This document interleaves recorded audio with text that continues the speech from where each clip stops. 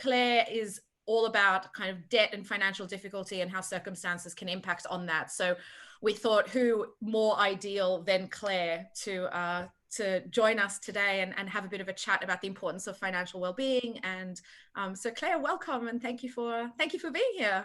Thank you so much for having me. I can't wait to talk about this. It's a topic that's very close to my heart. I think my struggles with money really started around about the time when I went to university, and I wish somebody had pressed this book into my hands on my first day. So I'm so thrilled that it's been written, and I think it's going to be massively beneficial to so many students. Thank you. From your mouth to heaven's ears, as they say. Yeah.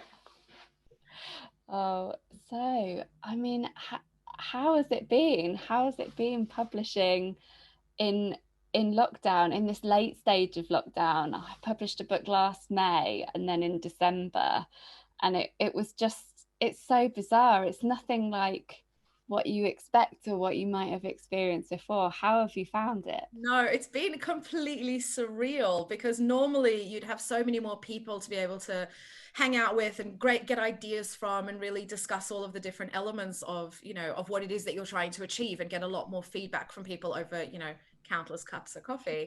And doing this whole thing isolated in the same four walls that I'm isolated in for everything else has been like a really strange experience. Obviously, I believe it's an important book, and we're lucky to have been working with, a lot of universities for a long time. And the transition into university is so crucial that it was like, well, actually, let's use these, what has turned out to be 12 months.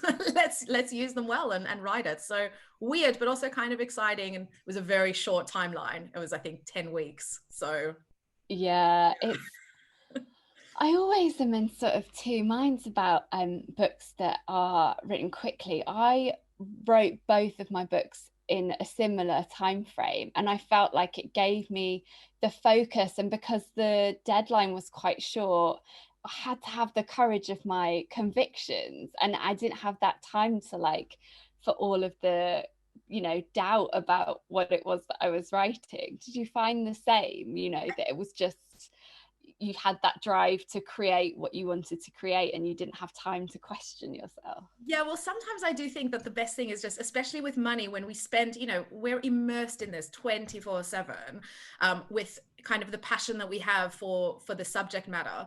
I think that sometimes our first instincts are actually the best. It's the polish bit that I felt bad for the editors, because I definitely wrote, I think it was 20% more than I needed. And then some poor editor then had to kind of try and make things a little bit more concise with some of it. But we live and breathe this stuff every single day. And so sometimes your first instincts are right, because they're not actually your first instincts. They're born of 7 years of this being kind of the driving force of everything that you do. But I always say to my team, there's nothing scarier than a blank piece of paper. So actually, if you just get going and you just brain dump everything, then it becomes much easier to structure and much easier to be pithy. Yeah, 100%. I think that's the thing, is so many writers will say their number one piece of advice is just get something down, even if it is the worst thing you've ever written, just get it down, and you can always go back and even if you're literally rewriting the whole thing, just the act of having something on the paper is really brilliant. But yeah, no, let's talk about this book in particular. What was your specific drive to write this book? Obviously, Blackbullion is doing amazing things. What made you feel like it needed to be in this kind of little, pocket-sized manual, essentially? It's cutesy, right? It's teeny. Look, I think for me, again, we've been really lucky to have been doing this for a while, and we've worked with, a number of people that are on the call who've always been really open and generous with their kind of time and opinions.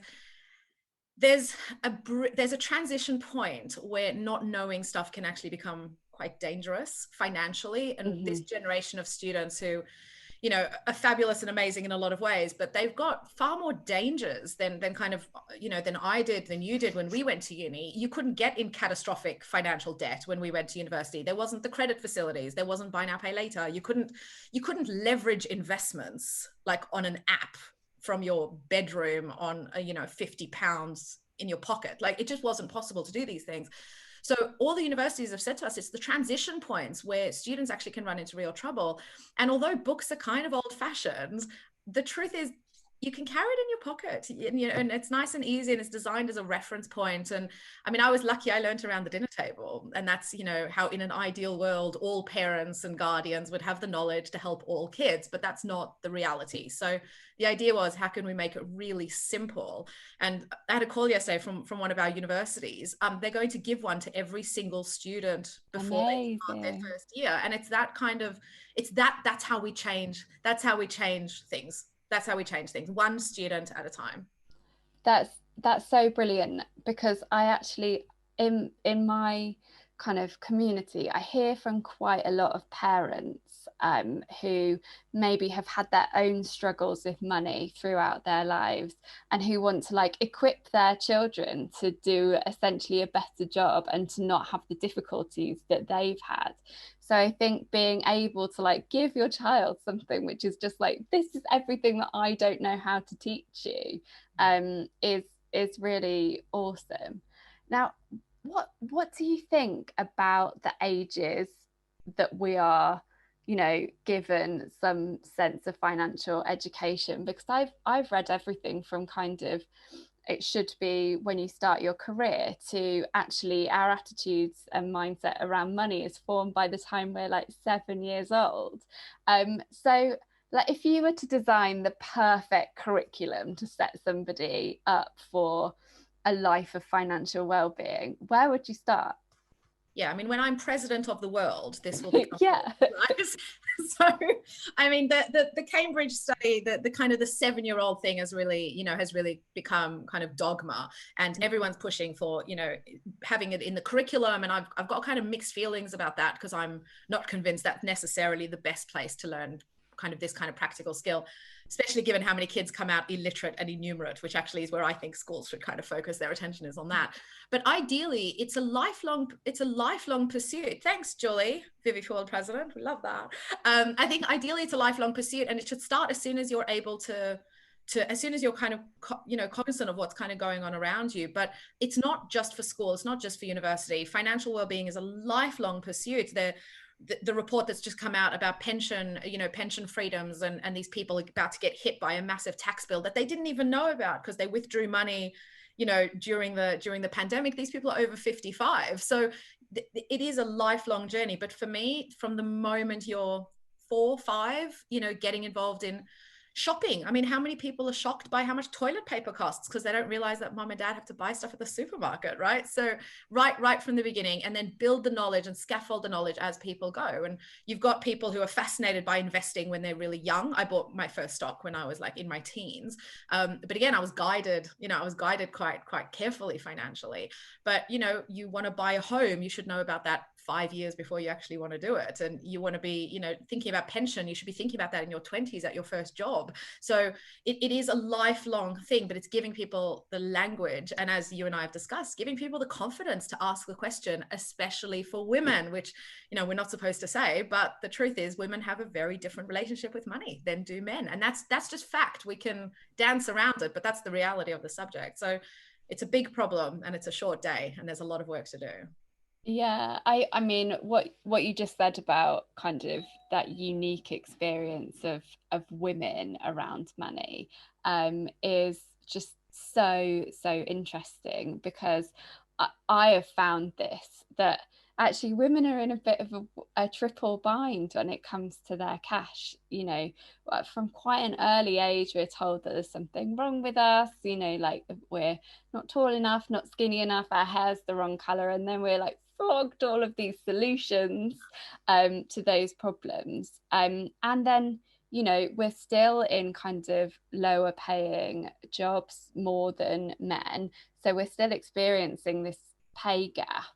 And then like the final kind of knife in the back is that there's this like narrative about frivolous women who spend all of their money on shoes and handbags that really prevails in our society. So it's, yeah, I think it is a different thing for girls. And I think, you know, the last time we spoke, you said that even just looking at magazines, you're seeing that there is, you know, they're kind of saying that if you're close to your mum, you'll talk to her about shopping and getting your nails done. Like, what, I mean, and what do you think we do? That's so ingrained. What do you think we do about that? Yeah, I mean, I was joking with my mum about it because we talk about the stock market, like we're, you know, like we're those people. So we joke about, you know, we joke about the world. We talk about politics. Like that's kind of what the basis is of my relationship with my mum. So this idea that you're not a proper mother-daughter relationship if you're not getting weekly manis and petties was just like bizarre to me.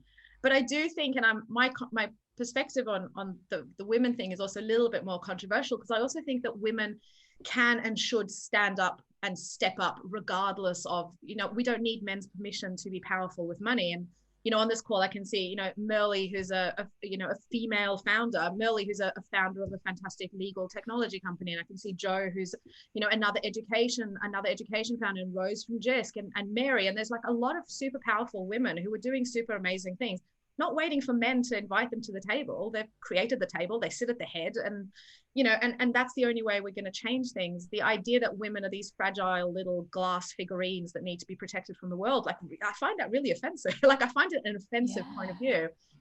Money is also not about maths, and so this idea that, you know, girls don't like maths and therefore won't be good at money is just also, it's nonsense, because money is much more attitude. It is about mathematics. So like we have to shift the language. As you can tell, I feel very strongly about this. We have to shift the language. Well, 100%, because I actually have always been very, very good at maths, and did further maths at A level and didn't get money worked out until I was 30. So yeah, it very much is kind of that thing. And I think you're right. And I think this, what we kind of discussed the last time was, you know, for anything to do with money, actually, not just sort of, you know, finance as a feminist issue, there is an element of the systems that we exist in need to change to be better. You know, there needs to be more education. There needs, you know, we need to not be kind of flogged credit every second of every day, but also you know, there's the personal responsibility and the accountability, and you know, you can't, it has to be both, it can't just be one. And also, you know, if we all wait for the world to be perfect in order to take control of our own financial well-being, then we'll be waiting for quite a long time. So yeah, I think it's tricky, and there's like a balance to be struck. But one thing I wanted to ask is, because I talk about financial well-being a lot, and it means something fairly specific to me. It's something that I've worked on over the last couple of years. But obviously you talk about fostering a sense of financial well-being rather than just good money management in the book. And I just wanted to sort of hear like your perspective on financial well-being and what it means to you. Yeah, it's really interesting when you're trying to define language that is quite new, right? We don't yet have a kind of standardized nomenclature around this stuff, because this stuff is quite, when I first started Blackbullion, I had to spend a half an hour in every meeting and you know, explaining to people what financial literacy was. Like there was no subject, and financial well-being has kind of really evolved from that. For me, it's always been about opportunity cost. Like opportunity cost, I think, is one of the subjects I wish people understood better. So financial well-being is about being able to deal with opportunity cost when it comes. So if something happens which is bad or not good for your finances, like the pandemic, people who had some savings, had an emergency fund, could withstand it, not get into debt and all the rest of it. It's also the opposite. So if somebody came knocking on my door and said, you know, the building is for sale for only £100,000, like, could I take advantage of that if I wanted to, because I've got the money to take advantage of that. So it's just, for me, it's about being able to withstand a punch in the gut, but also take up opportunities. And ultimately, that for me is what financial life is about. Budgeting is great and it's a critical first step, but if you live your life with a balanced budget, you're never going to get ahead. So how do you get ahead? And in Australia, when I was growing up, there's a ANZ Bank, which is obviously one of the big four pillars. They ran an advertising campaign which had a Monopoly house, like the little house of Monopoly. And underneath it said, "He with the most assets wins." Now, again, he, not she. Okay. Yeah. But the strapline is right. Like, who's got investments and pensions and the rest? And so financial well-being is about being able to pursue that while also getting a good night's sleep, having good relationships, looking after your body, looking after your mental health. All of these things are connected. We've started to decouple people into lots of different components when actually, we're one thing. We're just made up of a lot of different things. We have to address everything as a whole. So yeah. that's And I think that's the thing, isn't it? Is that actually I have seen within my community kind of people on all in like all parts of that spectrum, from in like a really terrible financial situation to a really good financial situation. And actually what I have sort of witnessed is that sometimes that doesn't really matter in terms of their happiness and general well-being. If you're defining yourself but solely by your finances and ranking yourself accordingly, then the people with loads of assets who are always striving for more because their kind of yardstick is just gain as much as you possibly can, are just as unhappy and feel just as stressed as those people who are kind of battling like high levels of debt. So I think you're so right. It's about putting money in the right context, and like remembering that everyone's more than the sum of their parts, and money's just one of those parts, and it's like a tool for you to build the life that you want, rather than sort of measuring yourself by like arbitrary kind of things. Because what is a really desirable lifestyle for one person, it is not going to be great for another person. So I think it's really, really brilliant. And I think, that kind of leads into like really the complexity of everybody's relationship with money. And I was sort of wondering how, when you run a company that's to do with finances and financial information and education, obviously you've got the business side of things, but you also have like your personal relationship with money. And I was wondering how do you deal with the like interplay between those things? It's so hard. So hard. Look, I was lucky in that I had a bit of a financial cushion because of a redundancy situation. And I've always, as everybody on the call, because everybody knows me well enough, I'm obsessed by the subject matter and have been for years. But there was no market for it. You couldn't create a financial literacy business in the UK 10 years ago. Like, there just wasn't, the market just wasn't there. And then kind of the stars aligned and I suddenly had money from the redundancy. There was time and I was like, well, let's give this a go. It'll fail in 6 months. I'll go back to Australia and go back to banking, right? And I've still got the Excel spreadsheet, like who gets what plants and who gets what books, and I'll sell the house. And like I had this whole very organized, super organized. And then I failed at failing and kind of the business kind of took off. But for a long time, I took minimal salary, like really what I needed to survive on. And I'm really lucky with some amazing investors who kind of came on board early enough to be able to, to kind of support that. But later, then again, female founders have our own very interesting journey that certainly Merle and I have discussed on a number of occasions. But keeping yourself, there's a base level of money that you do need. You do need to be able to put food on your table. You do need to be able to sleep at night. And if you're panicked about money, you don't make good decisions. So how do you balance how much money you need without kind of taking the piss? Because actually you want to keep the bulk of it in the business. And you're paying your team really well, because otherwise how do you attract great staff in London? And I work with probably the best team in the whole country, while paying myself, less than I earned at McDonald's. that was a really interesting kind of juggling act. My family was amazing and kind of stepped in and kind of supported me during periods, but it was very stressful, and I definitely lost days of sleep over it. But when you're employable, which again, I think is a very important thing to know, when you know that you're employable and you know that if I walked away tomorrow, I would have a job on Monday, earning a good living, life gets a little bit easier, because failure doesn't mean being on the street. And that's why a base level of money is important. So, Yeah. but juggle. Yeah, I think that's so, as someone who's kind of has like self-employed income and then a business that I'm sort of trying to grow, or at least make it sort of wash its own face financially, and I'm thinking of all of the things that I want to do next. It's so hard to sort of decide what level of like personal sacrifice you're going to make in order to make that happen. But yeah, I mean, if we're talking about employability, one of the things that I really wanted to ask you about was, so I did a BA in German, Italian, European studies for my degree, and that's all very well and good, and it was great, and I got to live abroad for a year, but I had never thought about what I was going to do when I graduated from university, and I thought even less about how I was going to find a job that like paid the bills or paid well or paid for the kind of lifestyle that I was going to want.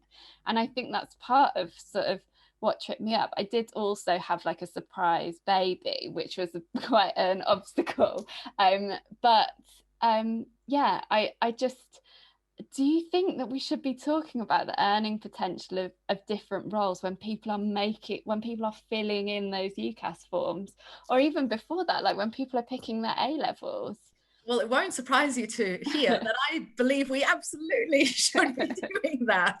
It won't surprise you at all to hear. And there's actually a few people on the call. Nothing is done yet, so we can't really talk about it publicly. But we are working on trying to address a part of that challenge. And again, I think it's because we're putting so much pressure on teachers to be everything. And it's my personal kind of bias and belief, and somebody will slap me later, that I think parents need to be stepping up with some of this stuff as well. And unfortunately, not all parents have the knowledge and the information. And so how do you kind of bridge that gap? And this is where you end up with massive inequality, because, you know, middle class kids' parents might have certain knowledge that, you know, first in family parents don't have. And so there's societal issues that kind of need to be addressed. But a lot of this stuff has to happen at home. And we know that parents and guardians are the first point of call for the vast majority of students. So how do we empower parents to help their kids to make better decisions? So yeah, it won't surprise you to believe that I think we should be doing it. I mean, I studied economics, and I was going to be an economist, right? Which would have been a colossal waste of my ability to talk. But for me, like being, you know, the kind of what you love, what you're good at, and what pays you money. And we have lied to a generation by telling them that passion is the most important thing. And passion's important, but the guy down the road won't accept it for my pint of milk. Yeah. So, you know, you have to be able to earn a living. And I'm constantly saying to students, like, passion is great. In the early years, chase the money with mental health, not like the Goldman Sachs 150-hour a week kind of work weeks. That's not what we're saying. But, you know, have enough money so you can lay down some foundations. You can start putting some money into investments. You can buy your own home. There's plenty of time to chase your passion. And most passions don't translate into income. So you've got to be more realistic about that, I think, with a lot of younger people. And yeah, and I think you're so right, because I think even from like, so I graduated university like 9 years ago, but even when I was there, I think there was so, you know, and definitely more so now, I think there's so much talk kind of around, maybe not necessarily from the university, but around like making your passion your career, or making your hobby your career. And I really think that we probably need to say to young people, like, it's absolutely fine if you don't monetize that thing that you really enjoy doing. You know, if you love illustrating, you don't have to make that your career. And I think that's something so valuable. And I say this as somebody who does make an income from doing what I'm passionate about, which is talking about financial well-being. But I think there are loads of other things that I enjoy doing that I'm very glad that I have never pursued trying to make a living from it, because it just turns your passion into work. Sometimes a hobby is just a hobby, and that's okay. Like, we have to get away from this like productivity hacking and everything has to have me. Like, I bake to relax, right? Like, it's never going to be a business. I'm not going to do anything with it, but it's how I relax, and it's how I take it easy, and then I cut it in half and give it away. Otherwise I'd be the size of a house. But it doesn't have to turn into money. But we do have to, by destigmatizing money and being able to say, you know what I want to be able to do is own my own home within the next 10 years. I want to retire early. I want to travel the world. You know, I need money to achieve some of my objectives. We can enable people to say, actually, I am going to work at Goldman Sachs 100 hours a week for the next 3 years and make, you know, 150 grand plus bonuses and put cash down to buy a home in London. Like, that's okay. Like, that's okay. We shouldn't be poo-pooing that. Yeah. So, and I think it is like the secrecy that makes that really difficult. Now, just, we've got like 1 minute before we move to the Q&A, but I just wanted to finish on, like, how do you think that money worries are affecting students at the moment? I realise this is a massive question, but just, you know, how is it affecting them and their well-being and their mental health? Yeah, I mean, our focus on mental health as a sector has been both welcome, and I think has somewhat overshot, I think, also the limits of what mental health support can do. We're never going to be able to have a sufficient amount of mental health support for students on campus. It's not physically possible. When you've got 90% of students who are reporting mental health distress, no university can afford or should put 3,000 mental health advisors on campus running 8 hours a day. So we know that these are things that students are struggling with their mental health. We know that we just put out a report, I want to say 3 weeks ago, levels of depression are skyrocketing, self-harm is climbing, but then things that I'm personally, I mean, obviously self-harm is awful and obviously worrying about that, but things like optimism for the future, I think is a disaster for young people. If you don't feel that tomorrow is going to be better, then what's the point of anything? And you can see how that spirals. So I think financial worries are impacting this generation from all the way from the core out all the way. And we have to, this is why we keep saying, like, you can't talk about mental health without talking about money. You can't be talking about money without be talking about mental health. And with physical health, we have to address the whole student. And by pretending like we can talk about anxiety without talking about the reasons for anxiety, I think is insane. So students are struggling. They're going to be struggling more. The ONS report just came out this morning. 63% of the people who've come off payroll are under 25. So students' problems and challenges are not going away. This is going to be the next 10 years. We have to help them. It is the responsibility of a generation to ensure that these young people have a future, because otherwise we don't have a future. Like, every generation relies on generations coming up behind it to keep the kind of the train on the tracks. And we have to resolve this. We have to redefine a lot of things. We have to talk about anxiety and mental health in a much, I think, healthier way. Not everything is a mental health disorder. Sometimes you just don't want to get out of bed. That's okay. We all have days like that, you know. So there's a lot. I mean, it is a huge question, but they are struggling. They're going to be struggling for a while, and it's incumbent on all of us to help in every way that we can. Yeah, I think that's the thing that you mentioned about optimism for the future. You know, I think it can really become like a self-fulfilling prophecy, can't it? Of, you know, if you don't believe that you're going to be able to get a well-paid job or save to buy a house, you know, looking at, for instance, the housing market, and we're finally in a position where we might be able to buy next year, but we're still sort of a bit like, but what? Look at the house prices. Like, what if they just keep going up and up? We can't, like, we as a couple in our 30s who are earning pretty well by this point are worried that we can't keep up. And so I think that must be so intimidating if you are a student who already knows what you want and you do want to buy a house one day, but you don't have like a bank of mum and dad, or, you know, you're not expecting any inheritance or whatever. You must look at that and be like, oh gosh, how am I ever going to get that much money together? And then you think, well, I might as well like get the takeaway, or I might as well go on that holiday because it's futile. So I think you're right. Like, the optimism is a really, really big thing. It has a massive like material repercussion. But yeah, I think you know, thank you so much. It has been absolutely brilliant to have a chat with you, but I'm aware that I'm sort of hogging you, and we need to move on to some questions from the audience. Oh. So I'm just going to have a little look through. So Mary has asked, I'd like to ask a question about how returning to campus life after the pandemic might pose new challenges for financial management for students. I think that's a really good question. Yeah, it is a really good question, and Mary's well positioned to be asking it. Look, I think students are going to be much like the rest of us. Freedom is going to suddenly see this outblowing of money. I think there's going to be an awful lot of, people in work are suddenly going to be booking a lot of holidays once we're let out of our ridiculous situation. Takeaways, meals, probably like blowing on a whole bunch of, haircuts, things like that. I think students are going to be exactly the same. I think we're going to see this like explosion of, parties and, things that are going to cost people money. Holidays, no doubt, students are going to do that as well.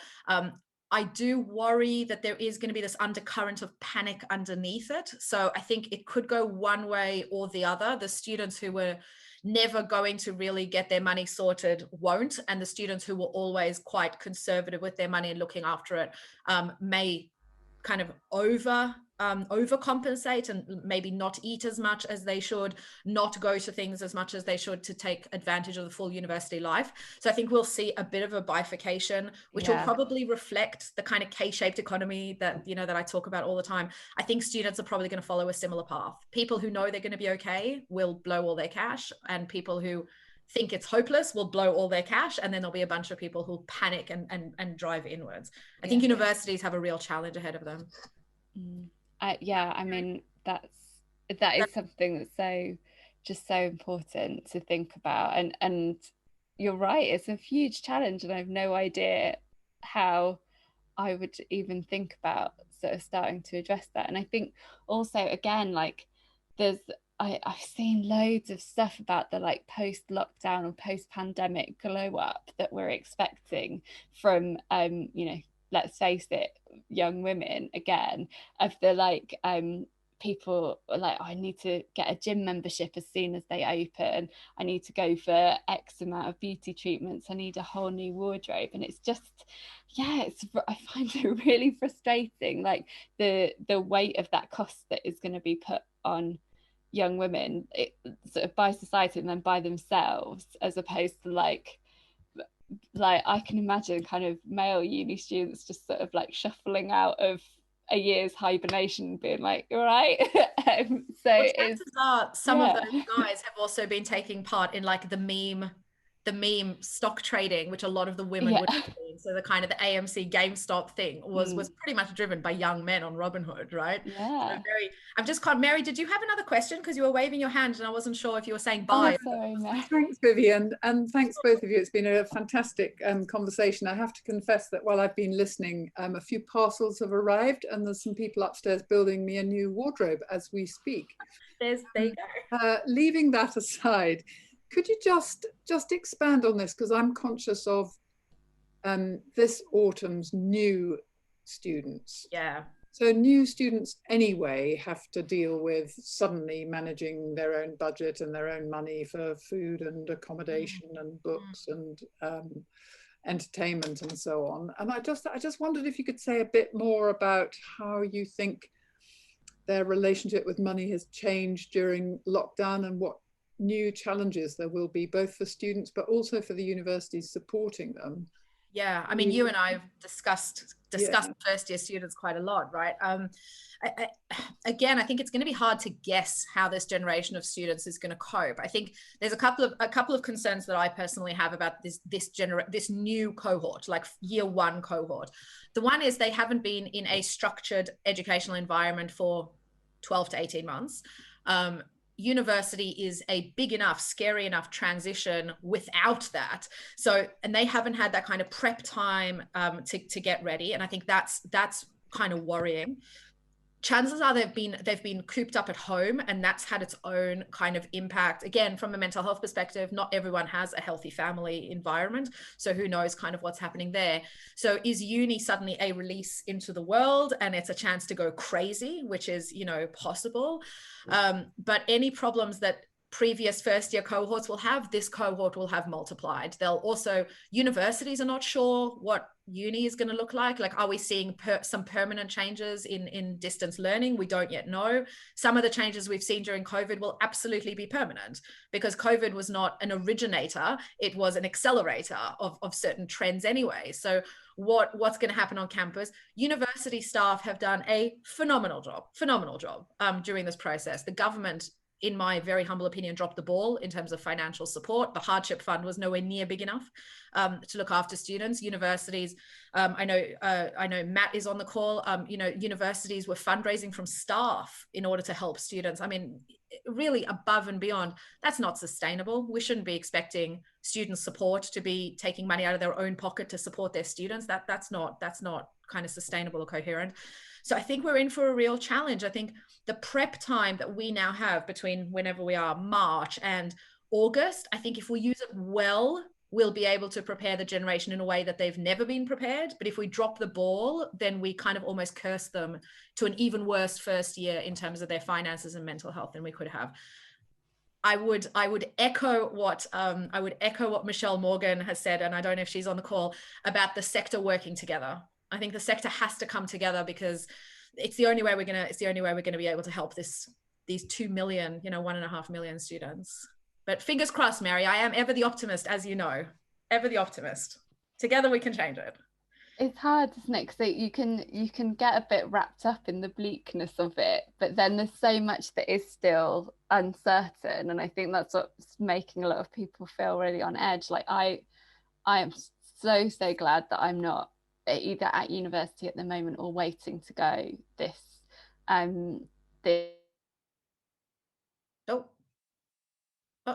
we've lost sort of need to give those younger credits, like those younger generations, credit for the resilience that they must have had to be young during this pandemic.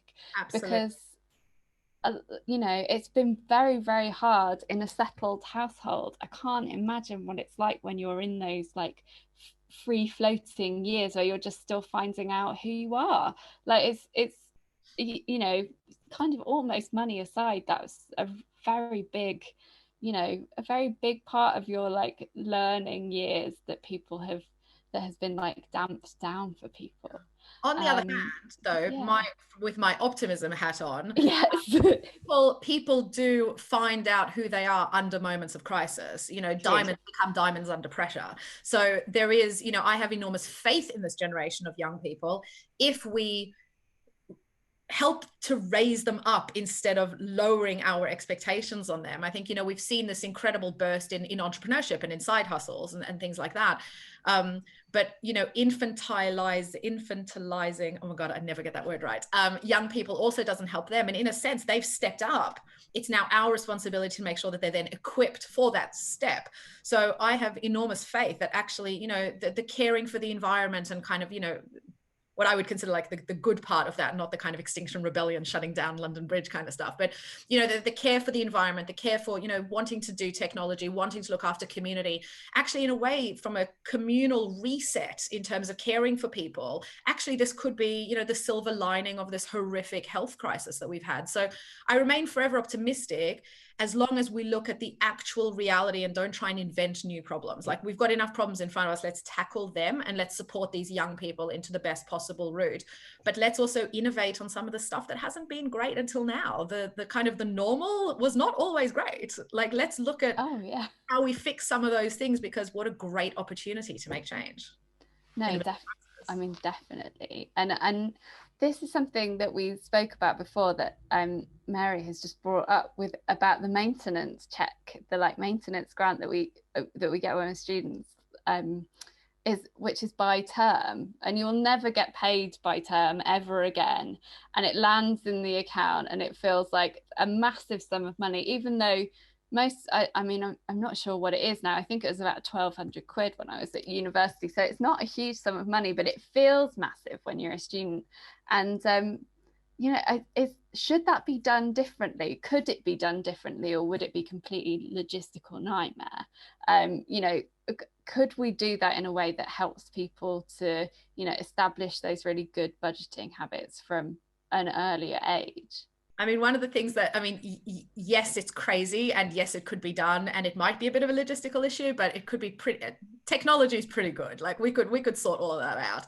One of the things that we have kind of started to talk to relevant people about, you know, kind of marry among them, is, you know, is this idea of, you know, can we distribute monthly payments to students? We all get paid a monthly salary. Nobody in the world gets paid 3 months at a time, certainly not students. And a bunch of those students are suddenly having this huge amount of money. ASOS knows exactly when that money drops in their bank account. Let's be under no illusions. And so the day the student loan drops, so does the ASOS 25% off voucher. You know, so we can't then say to them, well, you've got to have better self-control. You know, I mean, that's true, but that's not really helpful. It's not really practical. If SLC could, or, you know, using a company like Blackbullion, which is equipped to do it, you know, pay students on a monthly basis, then actually we can be teaching students how to be budgeting on a monthly basis. We can teach them to put some money aside. And again, students, there's two types of students. When we have our weekly webinars with students, there are always students on there who are like, I took out the maximum maintenance loan that I can. I've invested it in an ISA. I've put it in stocks and shares, you know, and they're using it to grow. And then there's other students who literally can't put food on the table because there's not enough money. So yeah, you know, as is always the case, there's no single answer. But if we could flick one switch, it's to switch from termly to monthly payments, because it's crazy. Yeah, it might be, but let's talk about next year, because we can do this. Like, we've got the technology. We can do this.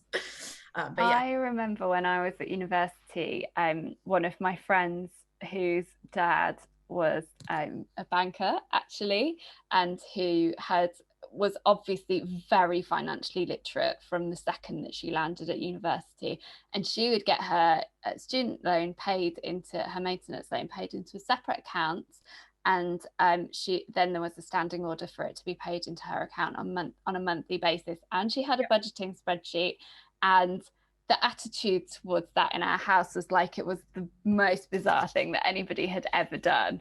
But now I spoke to her recently, and I was like, I'm just so jealous that you got sent away to university with a budget spreadsheet and a separate bank account for your student loan. But I think, yeah, it's so... It is something that I write about in the book, is open a second bank account, especially in a country like the UK where there's zero fees, right? In Australia, you pay a fee per bank account. So it's a little... I remember. But yeah, right. But here, open a separate bank account. And it's not just for university, right? Like we're talking earlier about women and financial abuse. I know is a subject that's close to both of our hearts. You know, have a separate account so that you know that you've always got some money if you need it. Like, you know, use the tools that are available in the financial system in order to set yourself up as best as possible. And again, it's some of those tools. We need new tools. I think we need better pension tools. And there's a whole bunch of products that need to be done better. But actually just have 5 different accounts and run them differently. I mean, you know, don't get credit cards, avoid buy now, pay later. If you use it, pay it off immediately. Like, there's kind of these very simple sound bites, but they're only simple once somebody tells you. If you don't know about it and it's not intuitive, it's not simple, it's revolutionary, you know? Yeah. So that's why it's always about practical stuff. Like, let's just bring it back down. Like, open a second account, put your money in there, pay yourself a standing order. Simple. You can do it like in the next 5 minutes, right? Yeah, and I think that's the thing, isn't it? Is that everything is so much quicker and easier now. Like my husband and I had been putting off opening a joint account for ages because we just couldn't find the time to go into Halifax, the two of us with no children, and then the pandemic happened, and then we sat down on the sofa and opened one within like 3 minutes with Starling the other day. So you know, I think you, as you mentioned earlier, that does kind of have two sides to it though, because for every banking app that you've got where it's easy to organize your money, you've got a credit app like Klarna where it's easy to borrow money, and you've got you know, a trading app like Free Trade, where, you know, not so much some of the like robo investors, which obviously you know, there's a bit more sort of consideration in there managing your funds for you. But like with Free Trade, you know, you could just especially if you get involved in like day trading or crypto, which is essentially like gambling, you could blow that maintenance low within like 24 hours. So there's very much two sides to it. It's like all of the good stuff is free and quick and easy to access, but some of the stuff that you really need that education in order to use it well is also very, very accessible. Absolutely. The frictionless that all technology is after is exactly the problem, especially for students who have got this kind of compounded problems, right? So you're home in lockdown, you've got a maintenance loan in your bank account, you're bored and you need money. So obviously you're going to 10x leverage, your GameStop. I mean, it just makes me crazy, because we've had students who've said, oh yeah, I did this thing on Robinhood during the meme period, and I leveraged. Can you explain to me what leverage means? And I was like, are you actually joking? Like, and it breaks my heart, because first of all, these companies should be held in. This is like illegal behavior. It's unbelievable to me. But even gambling, like some of the most popular student money saving websites teach students how to do what do you call it? Match betting. Yeah. Popular page on this particular website, and it's like, this is not the education that students need, and this is not how we should be encouraging students to make extra money. And the report that we put out shows that there's about £300 difference between what students have and what students need. Pre-pandemic, the average student was making £115 a week on a part-time job, which means that under normal conditions, an average student is actually £100 over what they need every month. So we've just got to shift that conversation, but warn people there is no such thing as get rich quick. An overdraft is not free money, it's a debt. And this is kind of, to bring it back to the book, this is part of the reason why I wrote the book the way that I did. So you can dip in and dip out and just look up gambling and understand why it might not be the free money that you think it is, but we've just got to raise the conversation. We've just got to be more honest about the realities of it, and prepare students before they arrive on campus for how much things are actually going to cost. Can you afford that particular student housing? The answer might be no. Do you know that you need to buy food? Do you know how to cook? I mean, my team, I'm shocked at how many in my team regularly buy takeaways. Now I know what they earn, and I know that they're trying to buy houses. It's like, what are you doing? And it's not for me, obviously, to tell people how to spend their money, but with students, it's insane. It's such a waste for a £10. Yeah. I mean, you're like conjuring up memories for me of a housemate of mine in first year of university, and he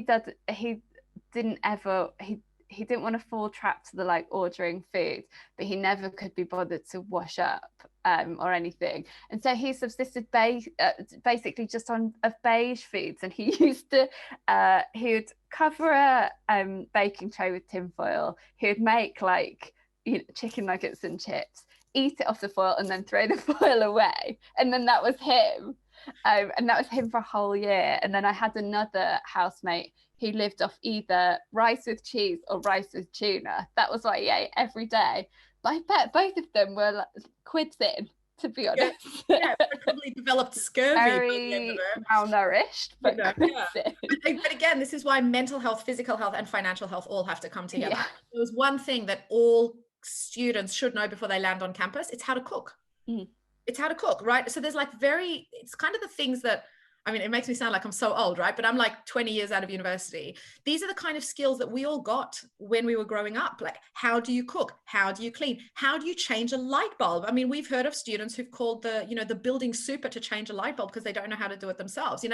Some of these kind of life skills that we've relegated to kind of like the old days, actually critical. So teach students, how to make a stir fry, how to make a soup, how to make a stew, and they'll eat well and healthily and sleep well and have the brain, activity that they need the whole way through university. So there you go. How to do laundry. Exactly. It's like all of these things that we just learned how to do. So my husband still doesn't know how to do that. I've got a friend who, when he got married, called me and said, I don't know how to make rice. And I'm like, dude, you've got a wife now. Like, that's her problem, but these are the kind of skills that it's not always about money, but it always impacts on money. If you know how to cook, you don't have to get Deliveroo. Right? If you're conscious of your money, you'll get a bus instead of an Uber, unless it's night and it's dangerous, in which case then you can afford the Uber.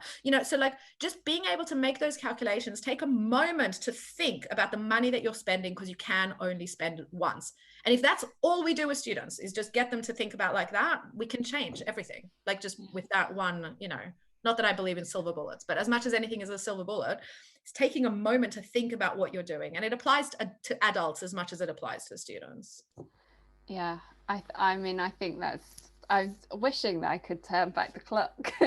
Nah, I think Tomorrow's things turns out quite differently. Although then we wouldn't be having this conversation. Exactly. I think, Julie, not necessarily a question, but really, really good discussion point. Going back to what you were saying about, you know, the not infantilizing that generation, and the fact that, you know, they have ideas about kind of the environment, and they and this sense of morality. Julie said that it would be really good to have a discussion about the morality of making money, because this can cause tension, especially amongst some women. Is it okay to make loads of money? Does that disadvantage other people? You know, when we're making like investment decisions, are we investing in stuff that's destroying the planet and killing people? Like that, this is, and I think this is something that's going to be a hotter topic in the next few years, is the like morality around like how we make and how we spend our money, not necessarily thinking about the kind of Dave Ramsey, you know, if you have financial difficulty, you are a sinner kind of the morality around making a lot of money, or spending your money, or investing your money in the wrong places. Yeah.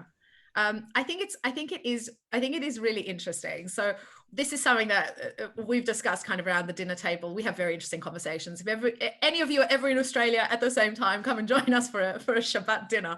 But we've had this conversation around the dinner table about kind of like, what is the purpose of money? And my belief is that money is just an amplifier of kind of who you are and what your belief system is anyway. So if you're a generous person and you have a lot of money, and I'm thinking of Mackenzie Bezos, I'm not sure what her last name is now, she's remarried, but Jeff Bezos's wife, right, ex-wife, she gave away what, $40 billion in the space of 12 months, or like some insane amount of money.